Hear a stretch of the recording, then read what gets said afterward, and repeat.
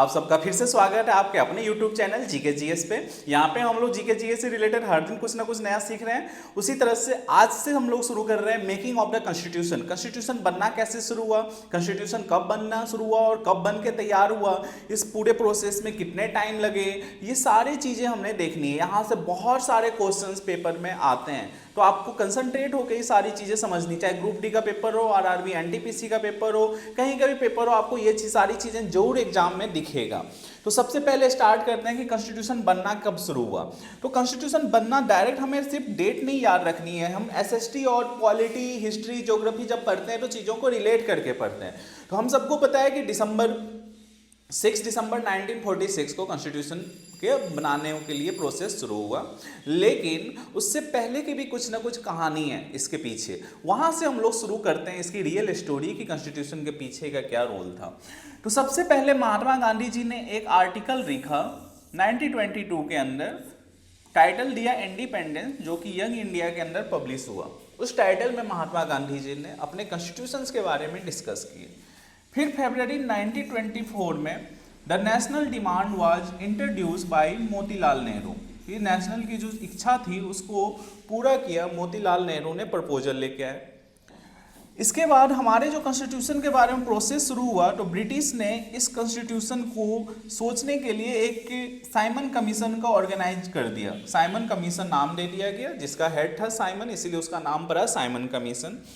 वो इसलिए बनाया गया ताकि वो देखेगा कि इंडिया के कॉन्स्टिट्यूशनल चेंजेज में क्या क्या चीज़ें हो सकती है। लेकिन उस मेंबर में ये चीज़ आपको जरूर याद रखनी है कि उस साइमन कमीशन में कोई भी इंडियन पीपल नहीं थे, नो इंडियन पीपल, कोई भी इंडियन पीपल आपको इस कॉन्स्टिट्यूशन के इस असेंबली के अंदर, साइमन कमीशन के अंदर नहीं थे। इसीलिए इंडियन पीपल ने, इंडियन फॉरेन जो लोग सपोर्ट कर रहे थे, उन्होंने इसको बाइकॉट करना शुरू किया साइमन कमीशन को, और इसको वापस भेजने के लिए नारा दिया, गो साइमन गो। 1928 के अंदर जब वो इंडिया आता है, तो उसको यहाँ पे विरोध का सामना करना पड़ा क्योंकि उसमें कोई भी इंडियन पीपल नहीं थे।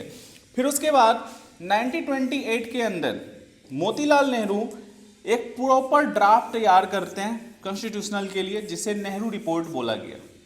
सबसे पहले नेशनल डिमांड को इंट्रोड्यूस किया गया मोतीलाल नेहरू के द्वारा। 1928 में इन्होंने एक रिपोर्ट तैयार किया ऑल पार्टीज कॉन्फ्रेंस के अंदर, जिसे नेहरू रिपोर्ट बोला गया। ये सारी चीज़ें कॉन्स्टिट्यूशन से रिलेटेड है। फिर होता है एक सेशन, हम सबको पता है कांग्रेस का सेशन होता था। तो लाहौर का सेशन हुआ, जिसमें कांग्रेस ने डिमांड किया कि कंप्लीट इंडिपेंडेंस, हमें पूरी आज़ादी चाहिए फॉर डैट, और उसी लिए सिविल डिसओबीडियंस मूवमेंट लॉन्च हुआ था। सिविल डिसओबीडियंस मूवमेंट लॉन्च होने के पीछे का रीजन भी यही था कि इंडियन पीपल चाहते थे कि पूरी की पूरी हमें आज़ादी चाहिए अंग्रेजों से। फिर आता है 1934 में एमएन रॉय, जिन्होंने कॉन्स्टिट्यूशनल असेंबली के आइडिया दिया। तो पेपर में ये पूछा हुआ है एसएससी के अंदर और आरआरबी के अंदर, अभी आपका ग्रुप डी का पेपर है, उसमें यहाँ से इन सारी चीज़ों से क्वेश्चंस आते हैं कि कॉन्स्टिट्यूशनल असेंबली का आइडिया देने वाले कौन थे। तो आइडिया देने वाले एमएन रॉय थे। फिर उसके बाद 1935 में Congress officially demanded for constitutional assembly.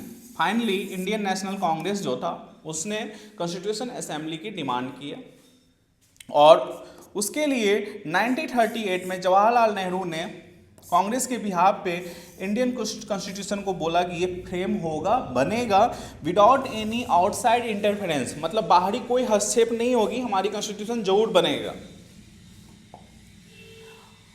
अब आता है यहाँ पे कि the constitution assembly was constituted under the scheme bye cabinet mission plan. Constitution assembly जो बना वो इस प्लान का हिस्सा था, कैबिनेट मिशन प्लान का हिस्सा था। अब इसमें क्या हुआ कि इसके लिए भी इलेक्शन हुए, कॉन्स्टिट्यूशन बनाने के लिए कितने मेंबर्स होंगे उस असेंबली में, उसके लिए भी इलेक्शन हुए। तो कॉन्स्टिट्यूशन असेंबली में टोटल 389 सीट्स थे, जिसमें 296 जो था वो प्रोविंसेस ऑफ ब्रिटिश इंडिया का था, और बाकी जो 93 सीट्स थे वो प्रिंसलरी स्टेट के थे। अपने उस टाइम पे अपना इंडिया 2 पार्ट में डिवाइड था, कुछ जगह पे ब्रिटिशर्स ने कैप्चर किए हुए थे और कुछ एरिया जो था वो प्रिंसलरी स्टेट्स के पास था। तो 389 में से 296 जो थे वो ब्रिटिश इंडिया के लिए थे, और 93 सीट्स जो थे वो प्रिंसलरी स्टेट्स के थे। अब वो सीट इस हिसाब से एलोकेट किया गया कि ये नहीं कि सारे के सारे सीट्स में एक ही ग्रुप के आदमी रहेंगे। सीट इस हिसाब से एलोकेट किया गया कि हर 1 लाख लोगों पे एक रिप्रेजेंटेटिव जरूर होगा, हर 1 लाख पर्सन पे एक रिप्रेजेंटेटिव जरूर होगा, और वो रिप्रेजेंटेटिव मुस्लिम से भी होंगे, सिख से भी होगा और जनरल कम्युनिटी से भी होगा। मतलब सीट इस हिसाब से डिवाइड किया गया, ठीक है, मुस्लिम, सिख और जनरल कम्युनिटीज के हिसाब से। अब ये इलेक्शन होता है जुलाई अगस्त 1946 के अंदर कॉन्स्टिट्यूशन असेंबली बनाने के लिए, जरूर याद रखना। अब पॉलिटिकल ग्रुप जो हो गया वो यहाँ से कैसे कैसे सीट जीतते हैं, तो 208 सीट कांग्रेस के पास, 93 सीट प्रिंसलरी स्टेट के पास, 73 सीट मुस्लिम लीग के पास और 15 सीट्स जो थे वो स्मॉल इंडिपेंडेंट ग्रुप के पास। उसी को यहाँ पे क्लासीफाई किया गया। Constitution assembly include all personalities, इस असेंबली के अंदर सारे लोग थे महात्मा गांधी और एम ए जिन्ना को छोड़ के। अब इसकी पहली मीटिंग, अब यहां से प्रोसेस स्टार्ट होता है कॉन्स्टिट्यूशन बनने का। अभी तक हमने देख लिया कि कॉन्स्टिट्यूशनल असेंबली बन के तैयार हो गया, उसके मेंबर डिसाइड हो गए कि कौन कौन लोग कॉन्स्टिट्यूशन बनाने में शामिल होंगे।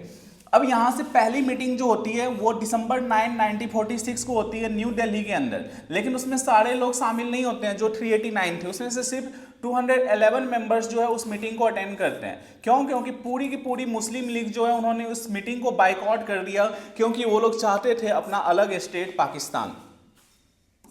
अब एक चीज और याद रखनी कि doctor Sachchidananda Sinha the oldest member was elected as the interim president, मतलब कार्यवाहक प्रेसिडेंट बनाया गया सबसे पहले डॉक्टर सचिदानंद सिन्हा को इस असेंबली का। फिर on December 11, 1946 doctor Rajendra Prasad and SC Mukherjee were elected as the president and vice president of the constitutional assembly. अब पेपर में पूछता है ये भी बहुत बार आया हुआ है एसएससी के अंदर, आरआरबी के अंदर, स्टेट एग्जाम के अंदर, कि कॉन्स्टिट्यूशनल असेंबली का प्रेसिडेंट कौन थे। तो प्रेसिडेंट याद रखोगे डॉक्टर राजेंद्र प्रसाद, और वाइस प्रेसिडेंट कौन थे, तो एससी मुखर्जी। ये आपको याद रखनी है। आगे तो दिसंबर 13, 1946 को जवाहरलाल नेहरू ने ऑब्जेक्टिव रिजोल्यूशन पास किया, ये भी आपको याद रखनी है कि ऑब्जेक्टिव रिवोल्यूशन लाने वाले कौन थे, जवाहरलाल नेहरू। दिसंबर 13, 1946 को किसके अंदर, कॉन्स्टिट्यूशनल असेंबली के अंदर।